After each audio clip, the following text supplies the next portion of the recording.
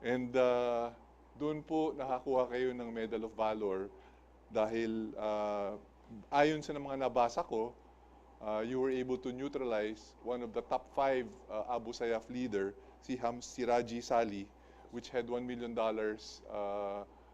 that's his picture, $1 million to sa rewards for justice ng Department of State ng US. So kahilera niya yung sila Abu Sabaya at saka si Hapilon po before. Isnilon Hapilon at saka si and the other. Sir, can you please narrate to us what happened? Ano nangyari doon? And I know it's such an interesting story kasi nabigyan kayo ng Medal of Valor. Sir, before I'll say about this story, is it okay to me to... Yes, sir. Sir, itong po sinusot ko, just like what I'm wearing now, ito po mga badges ko. The Ranger tab, ito po yung Ranger tab po. Initially, I was sa RTU, then later on po na pinagraduate because po nakita nila na yung ginawa ko was karapat-dapat po akong maging Ranger. Of course, gusto kong pasalamatan sina former sina Blandan, General Lim, Sir Danny Lim. Sila po yung matumulong sa amin. And aside from that, siya po yung isang official na kumuha sa akin. Kasi after po ng captivity ko, basically because of the propaganda po ng kabila, parang tatlo, konti lang po yung officer na gustong kumuha sa akin. Supposed to be po dapat magbabatalyon commander ako sa Southern Tagalog, sa Solcom. It so happened na may konting then di ako tinanggap doon. So sabi ko, I'll volunteer ulit sa Region 9. Anyway, lati ko naman pong Region 9. So that's why naging batalyon commander po ako sa 1st SRB. Ito mong sinasabi ko na itong Ranger tab ko, this is dedicated to Corporal Speedy Padilla. Sundalo ko po siya. Magaling, matapang, dedicated po. Ito mong Special Forces tab ko po, dedicated po ito kay Corporal Alfred Tagatak. Sorry, sir, this one. Magaling, maasahan po at matapang. Yun ang Medal of Valor ko. Dedicated po yan kay Staff Sergeant Dindin at saka kay Corporal Stember. Alam niyo po, kailangan po silang banggitin kasi wala na po sila. Magsundalo po natin to na nagbuwis ng buhay. Kasama ko po si Alfred Tagatak during, si Speedy Padilla during that long engagement sa Pilar Sorsogon. Kasama ko rin po si Corporal Tagatak naman na namatay din during sa siege po namin sa summer dito sa Surigao, Agusan area during that 1993. And yung sa Medal of Valor ko naman po, yung dala po, namatay din po sila when we have these special operations against the group of Hamsar Gisali and yung mga grupo po niya na mga sinasud Talajal, mga ganun po. So, of course, after those things na nangyari sa NPA, so basically I went to the area ng sa Muslim sa sessions area, and I was given this opportunity. Actually, may project din kami before. Then I just continued. Of course, I would like to thank the former Chief of Staff, si General Ibrado. General Ibrado is a very professional na siya po rin po isang tumulong. And of course, si General De Los Reyes po, General Santos, the former CGPA, sila po ang General Llano, sila po yung very po sa case ko po. Nung pagka-assign ko po sa Region 9, so I was covering the whole Zamboanga portion of Zamboanga. Then ito pong Basilan, Sulu, Tawi-Tawi. So kami po yung maneuver ng Southcom that time. And tinuloy ko po yung effort namin, and basically nagkaroon po ko ng special operations. Ganon, bali 40, 30, ganun po. So actually parang 100 something sila before na into 30 groups, into 4 groups, parang ganun. So during that time po na pinasok po namin sila, basically it was more of may mga gimmick po kami. May what we call na special operations na effort. And it was, of course, it was approved, yung effort namin. And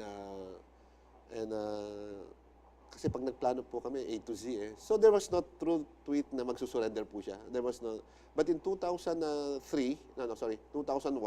there was this trying to win him over ng Southcom po. Then we have that project before. Pero hindi po nangyari. So that was 2001 yung effort. Then 2004, ito na po yung neutralization sa kanila. It was what we call, ang plano po talaga na hostage ako.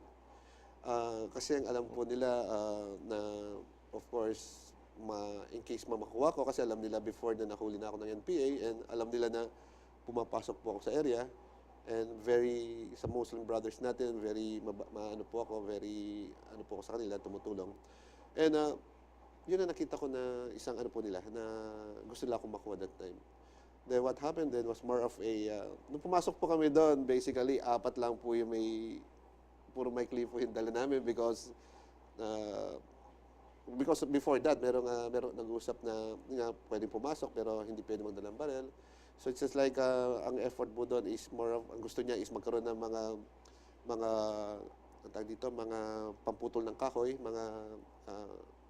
para maglalaging na lang siya, something like that, and to continue yung effort niya doon, etc., etc.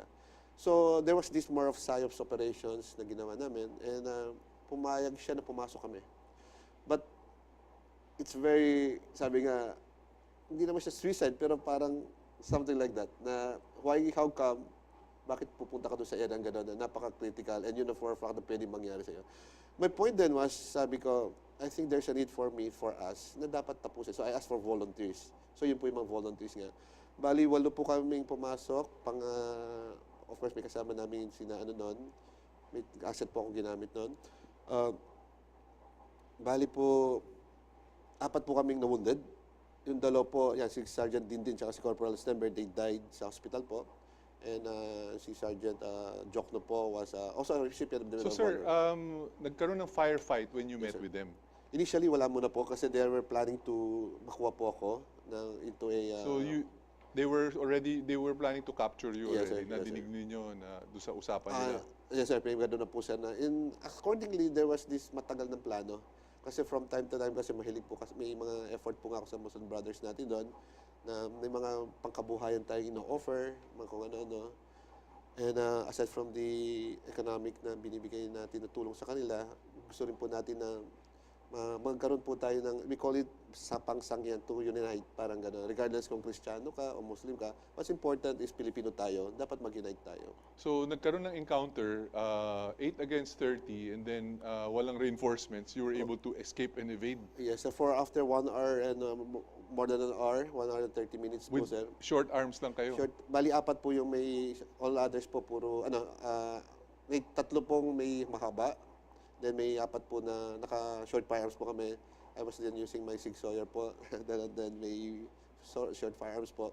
And it was more of a close encounter. Close encounter. So you were able to shoot Hamsaraji Sali. No, sir. Si Sahir po. Si Sahir. Sahir. It was another soldier who shot was him. able to shot. And how were you Dikit able po to kasi. prove to your superiors that you were able to kill him? Sir, bali, kaya nga tuwan-tuwa rin po yung mga higher authorities natin kasi accordingly, for the past years, sabi nila wala na si Gaddafi Janjalali, wala na si Adlam Teo, si Abu Sabaya, wala na po who's this other one? Pero walang body count. This time po, dinala po namin yung magkapatid na Sahir at saka si Hamsi. Yung katawan nila. Yes, binitbit po namin. So not only Tinawid po were namin you defending yourselves against the 30 na natitirang running after you, dinala nyo pa yung 2 katawan. Yes, sir, yes, sir. But To there were to the safe 7 zone. body counts, 7 or 9 body counts doon sa baba. Then, So nagulat din sila no nagpaputok kayo. hindi, sir, sila po yung nauna. Sila yung nauna? Sila pa yung nauna? Yes, sir. Yes, sir. Sila po yung nauna. Amazing. That's an amazing story, sir. And then how long did it take you to escape and evade in order to get to safe zone? Mga 2 hours po. 2 hours kasi it's So you were not able to radio for reinforcements or anything? wala na po. Then, yung po kasing Humvee namin is opposite the riverbank. So yung riverbank po is doon po sa may kabila po yun.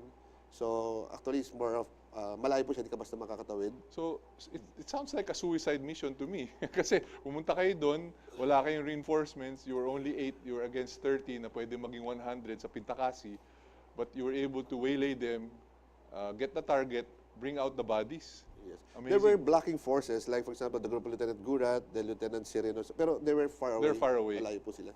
Oo. Sana kayo na Kilometers. nagplano nung mapasapano, baka mas maganda pa Hindi nangyari. po.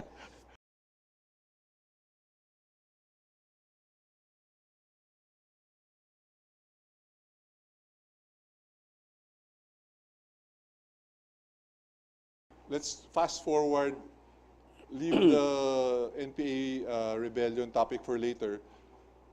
Then we had this Muslim insurgency. The aspirations of our Muslim brothers to have their own homeland. And you were involved in a mission that resulted in the successful mission that resulted in the surrender of fighters from Basilan. And they were commanded by a certain Jerry Salapudin or Commander Salapudin. Sumurrender po sa inyo si Jerry Salapudin. And I read in your book, which was very, very remarkable, that at the age of 32, Mr. Jerry Salapudin surrendered with all his men. You were the one instrumental in bringing him out.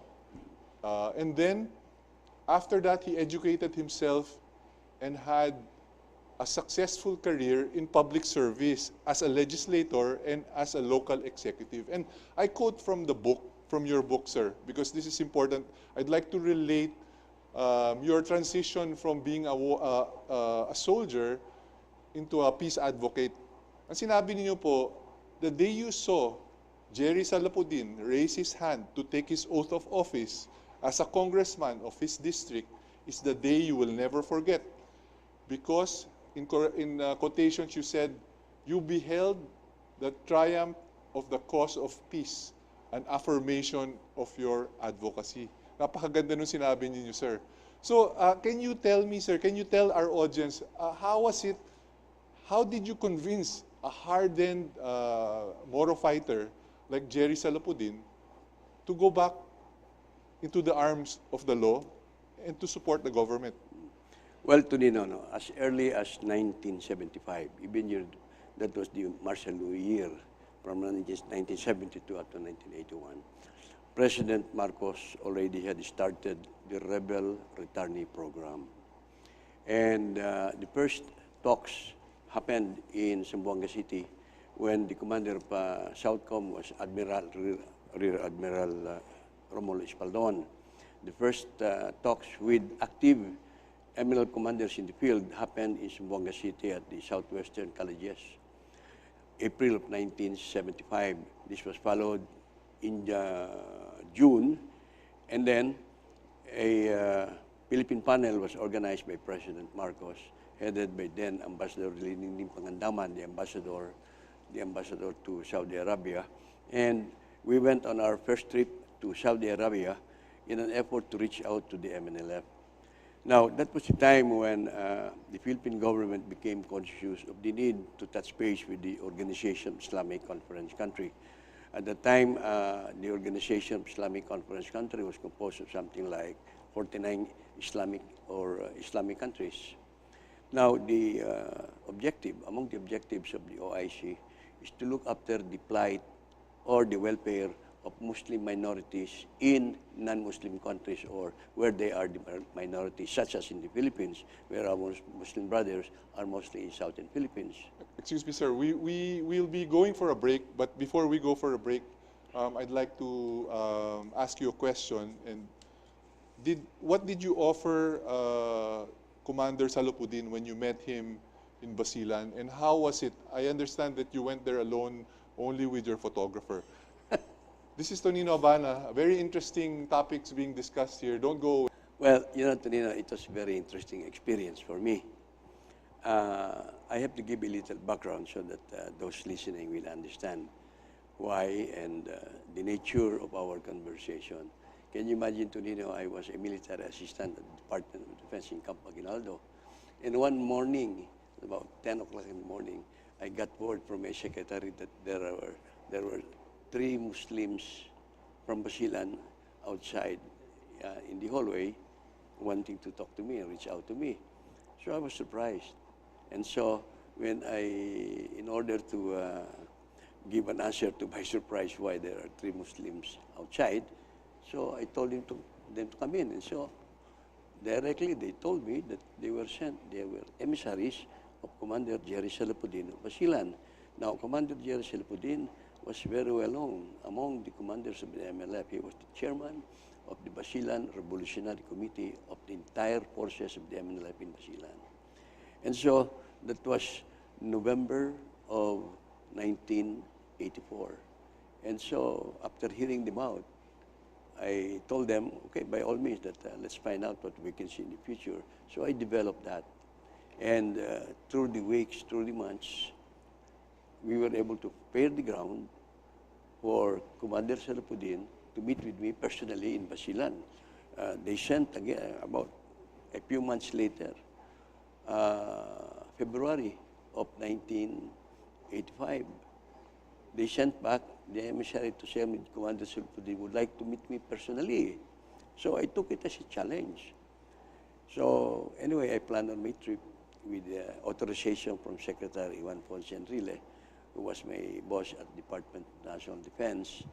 And so it was that I had the chance to meet with Commander General Salapudin February of 1984 in his jungle lair in Upper Kumalarang River in the municipality of Sumisip.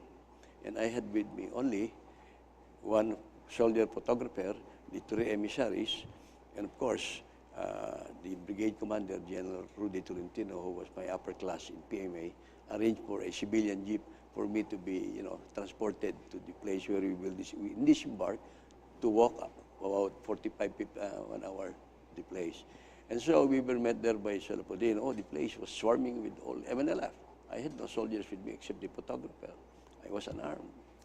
Anyway, so we had a chance to talk with Commander Salapudin. It was quite interesting because after about 30, 40 minutes, I had a chance to whisper to him that I wanted to talk to him by himself.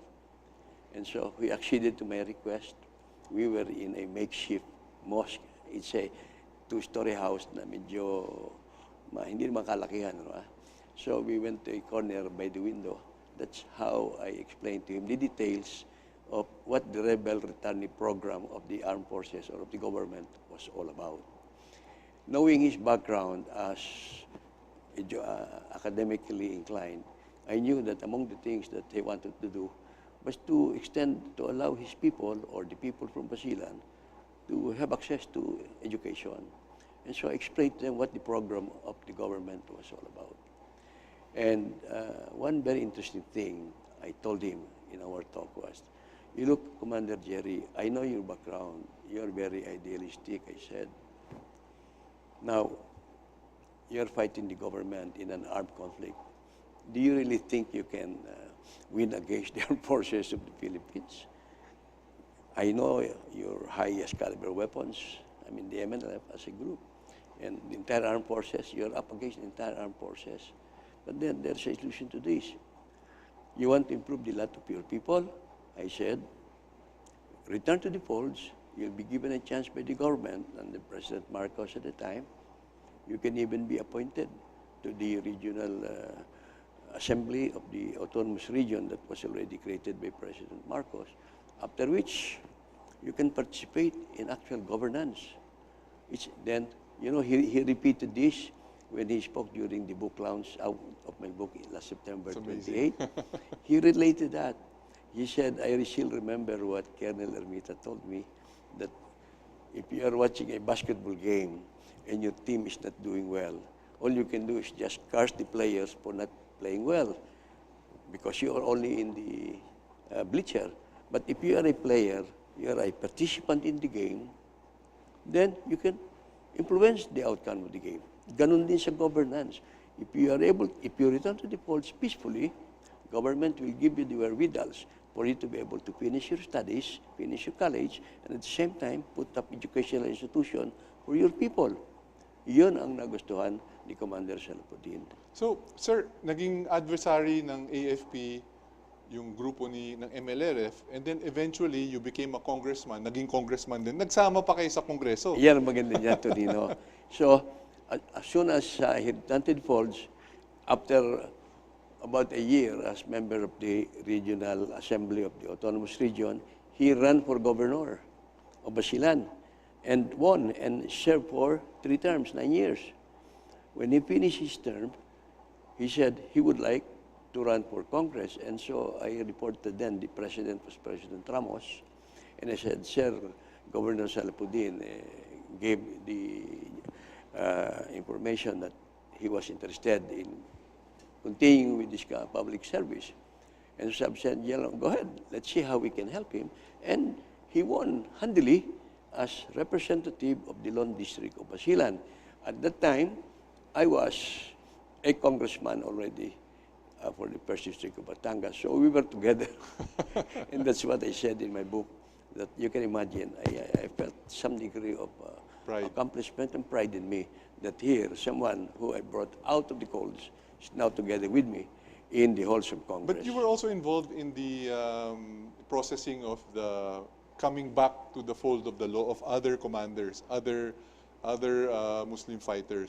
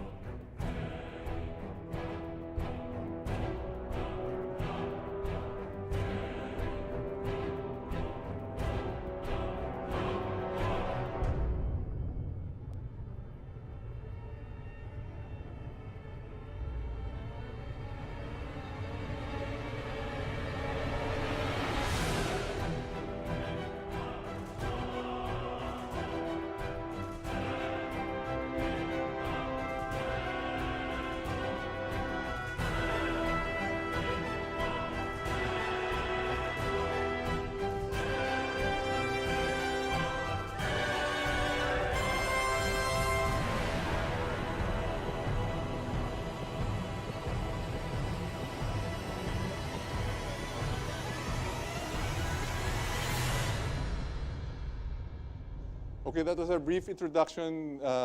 Gentlemen, good evening and welcome to the show. Colonel Marquez, let's start off with you.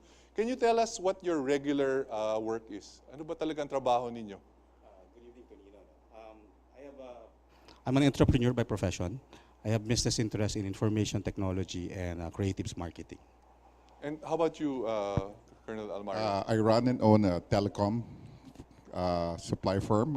We supply to different telcos and LGUs. And you own your own companies. We own our own companies. Yes, we do. And so what were you doing in, how did you, okay, did you volunteer to go to Marawi, or how did you wind up helping the AFP in the Battle of Marawi? Well, Bob and I are part of a unit under the AFP Reserve Command, yung Civil Military Affairs Brigade. We are very much involved in the situation in Mindanao, even though before the crisis broke out. So we do a lot of civil military operations missions like medical mission. We convert military, yung mga MILF camps to primary schools. So marami tayong outreach programs sa Mindanao. So we were very conscious on what's happening in the area, including the security risks. That's why when the crisis of Marawi went up, Bob and I were, and the team was already aware that a crisis is coming up. So we were already on standby. And we got the call.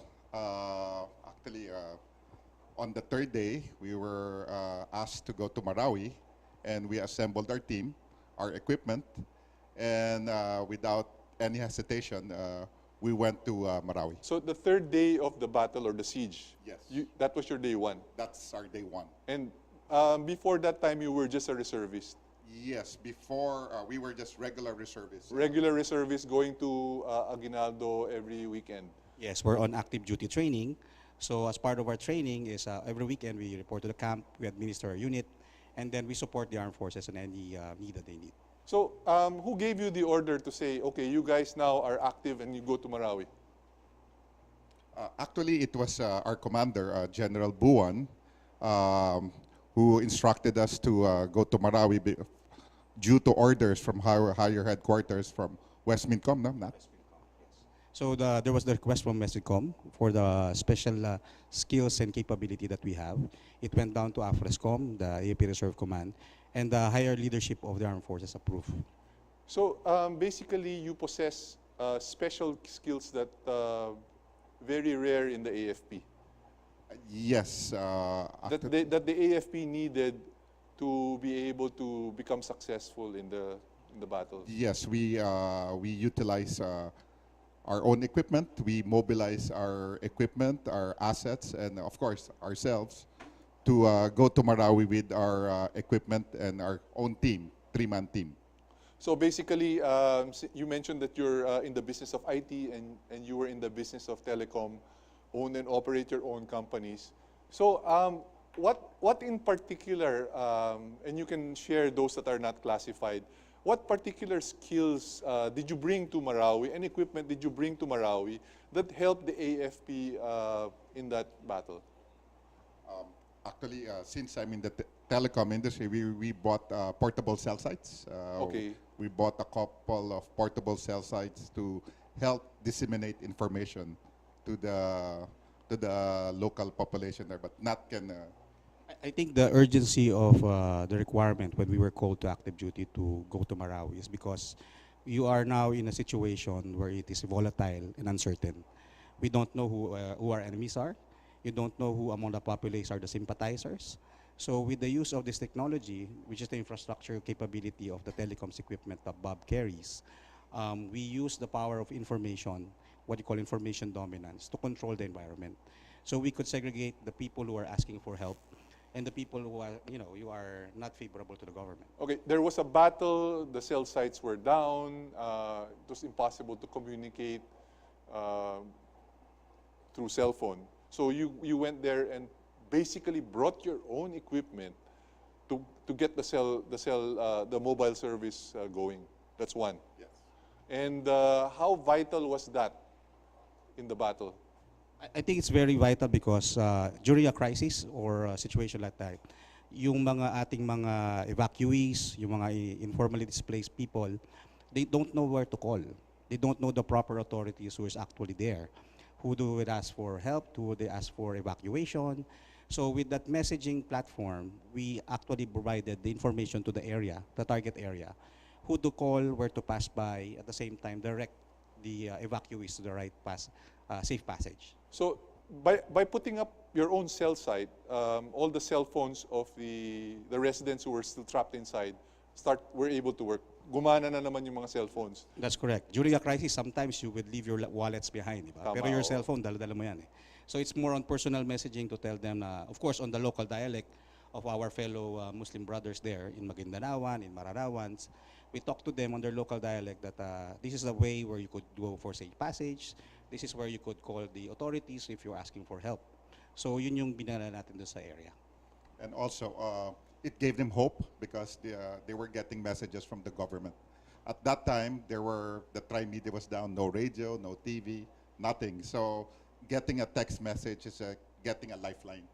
So we were providing those services. Okay, so you were called to active duty. You brought your own equipment, which is worth how much was the value of those equipment to a danger zone, which could have been hit, could have been bombed, could have hit an IED. It's like bringing a cell site. It's around 20 million, a couple of cell sites. So not only did you volunteer yourself, you volunteered your own resources, your own personal, your company resources in order to bring back telecommunication. I think that is one of the distinct character of our reservists. No? Our reservists are basically volunteers who have the dedication to volunteer not only their skills, but also even their personal resources, even to the risk of life. That is the difference between a reservist. Because he has a passion. Sabi nga nila, you cannot question the heart of a volunteer. So if you volunteer for something, it is actually a commitment. And what's good is the AFP, through the training, gave us the tools. We are graduates of CMO, we are graduates of PsyOps, we are a graduate of public affairs. So all those tools that were taught to us or given to us was utilized in the Marawi incident. Gentlemen, I'll be showing a video just to plug something. But before we go on this break, I'd like to ask you this question, and you can respond right after the break. You are a reservist. You were called to active duty. You go to a battlefield with regular professional soldiers. How did they take you? How did they respond to you being there, being a reservist? Initially, for those who didn't know us, because previously we had some experience with regular soldiers in Basilan the year before. So some of them who knew us, they were very welcoming, and they knew what we were there for.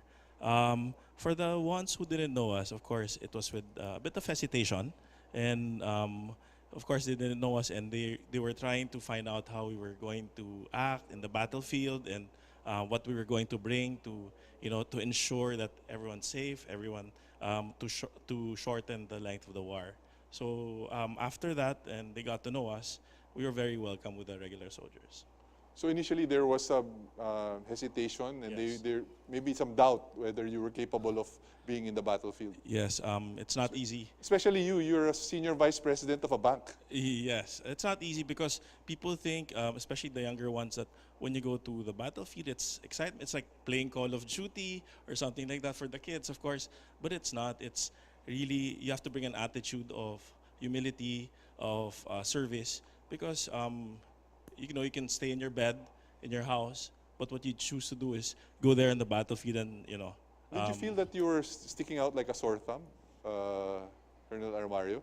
I know you're a big guy and you're Yes, very fit, but actually, sometimes because I'm quite tall, 6'2", and Happy is 6-footer, but we were very welcome.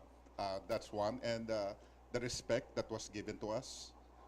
But of course, there were caution on their side, on the regular troops, because we went there as reservists, and the caution is there because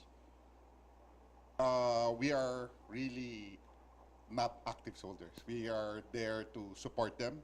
But as the day goes by, talagang makikita mo na talagang binabantayan kami. Then they're really how close were you to danger? Did the snipers try to get you because you were there on a special mission? actually even in the camp. There's a lot of stray bullets, especially in the main battle area. In our position in the hospital. That's a photo Yeah, being. that's a photo. Yeah. The reason why we were always kneeling down because the mounted snipers are targeting our command post or our post. So not only bullets but also mga grenades, M203s Yes. are going on our way. So talagang we learn how to not get hit. Major Manyalak, you brought a special skill to the battlefield, which is flying the drones for advanced surveillance. Can you explain to the public how that was like to fly the drones, and how vital was the information that you were giving back to the higher ups in the AFP? I think we utilized the drones a year before. It was not yet introduced to the AFP. After that, they started using the drones.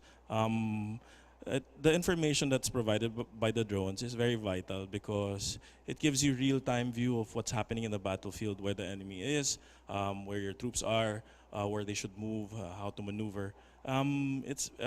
It has become an essential tool, not just for the operating troops, but for intelligence as well. So, of course, you try to avoid getting your drone hit, but you can't always help that. So were you using your own drones, or did the AFP provide the drones?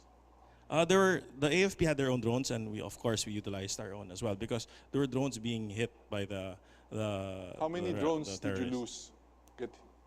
How many drones did you lose in the battle?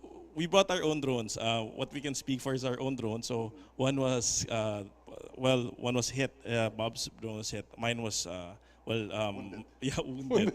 Wounded. So one drone was completely damaged by a sniper, or what was it? Yeah, by a sniper. And then the other one was just partially damaged. Yes. And did any of your 20 million equipment get hit? No, actually, it's we're luckily it did not get damaged. So for 5 months, tuloy-tuloy, we were using the equipment 24/7 for 5 months. But I saw a photo that you showed me that one of your hard drives was hit. That's Happy's. That's your hard drive. Yeah, it And was how hit by- close was the hard drive to you? Was it in your chest? It was or- on the table. was on the table, Yeah, so it so was close, pretty a stray bullet hit the table, and that's where we usually work. So you never know, and we're very lucky to be here. And everyone was looking out for each other there. Can you describe to us the situation of how far away you were in Ground Zero? So Ground Zero was actually the mosque, right? Or was it the city hall? Depends on the time that you were there. Initially, it was away from that, going to the bridges. Then, of course, then they crossed the bridge and going to the mosque. So, if in relation to where we were, maybe 200 to 100 meters away, we were as close as that. But people were looking out for us and made sure we were secure. So when you came in, initially the regular army was doubting your capabilities. They didn't know what you were doing there. But eventually when they saw the benefit or they saw you fighting with them, being with them, how did they take you then? As one of their? As one of theirs, they embrace us. But also, the respect that we gained, we saw every day they were risking their lives, and talagang respeto kami sa kanila.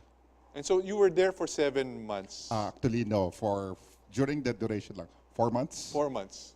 So you were there for 4 months during the duration of the battle, and you were performing your mission. Were you paid? Yes, we were getting paid. You were paid. We had our cost going there, and we were compensated for that because we didn't take the regular the C-130 flights, and we brought our own gear as well. So, But the pay was actually not commensurate to the risk that you were taking, hindi ba? You knew the risk. Actually, yes, but we didn't really ask to be paid. We were there to serve. If you were there, you'd want to go in because if as much as possible if you can shorten the length of that siege, or if you can help save more lives, then why not? Right, everyone's watching out for their own.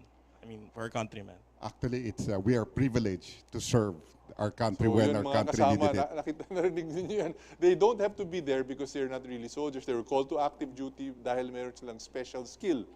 And nga, si Colonel Armario is a telecom expert. He was able to bring out or reactivate the cell phone communication. Major Manyalak is a drone expert. And a while ago, Colonel Marquez is actually an IT expert. So lahat sila dinala doon on a special mission. And in your estimate, because of what you did, because of how you helped, you were able to save lives. Basically, you were recounting a while ago. Yes. Can you recount? Can you tell us in what way you were able to save lives? Because of the information aspect, the information we were sending out, I think it's one of the factors, or that can you call them refugees? No, the civilians to go out of the main IDPs, battle area, IDPs. So they were receiving the messages that we were sending, instructing them to go to the army, to wear white, to wave white flags. Yes. Initially, there's confusion everywhere, and we provided a direction for where the IDPs would go, because though no one knew of the gravity of the situation at that time, those who were stuck inside, they received text messages to lead them to where they should go to escape, because no one knew how to get out. That's really remarkable. So you were giving them messages, instructions, how they can reach the government forces, Yes. what they should wear, what they should be doing. And I also heard that you were also instrumental in being able to free some of the hostages. Can you share that information, or? Yes, since we were giving hotline numbers, Okay. that's very important. So the civilians that were trapped or hostages were able to get a lifeline, a number per se, that they can call. So I think that was instrumental, or one of the important na nabigay natin. And the civilians were confused initially because the fighters then, the terrorists then, they're in the community. They see them every day. It's only when they, their armed struggle that they were considered a threat. So they didn't know who was who. So we just made sure that they knew that the government was there to be able to support them and to fight for them and to lead them to safety. That's the basic message that we wanted to send them. What about in terms of the troop morale? You were in charge of messaging through your telecom system, through the text messaging system, through social media. Were you able to help the troop morale through your system? I think that's Happy's job at 6 a.m. in the morning, right, Happy? Every morning we'd send them a message that So you know, lahat good ng may morning. cellphone na tropa nakakakuha ng message? Kahit hindi tropa nakakakuha. Okay, kahit yung kabila. So anong message ang pinapadala ninyo? Just to say that good morning. Your leadership is behind you. We want to make sure that you're okay. We all want to finish this as soon as possible, and just to boost the morale because if you see what our troops go through every day, and given that conflict, you'd feel really how would you say it? You should do something about it. And we were very privileged, as Bob said, that we were able to do that and contribute in our own little way. And just to stress, there's a team behind us. We were given those messages from higher headquarters. So there's a group that is actually crafting those messages. Yeah. And how important were those messages? I know we're saying they're just basic messages. And did the troops look forward to receiving those messages? Did they respond back, for example? Would they respond back? Yes, they would respond back. We would get maybe a couple of hundred messages a day just to acknowledge that they received the message. So that boosted our morale as well. That we're reaching out to them on a personal basis. You will know if it's a friendly force or any force, because for friendlies we will receive "Thank you, sir," and from the enemy we will receive another negative another negative response. So every day we were receiving 100 messages or a couple of hundred messages. We'll be going for a break, but before we go for a break, I'd like to ask you these questions and keep it hanging. How did your family take this? I mean, did they know that you were in a battle zone? When you left, did you tell them you were going to the front lines of Marawi? So they will answer when we come back. This is Tonino Abana. Don't go away.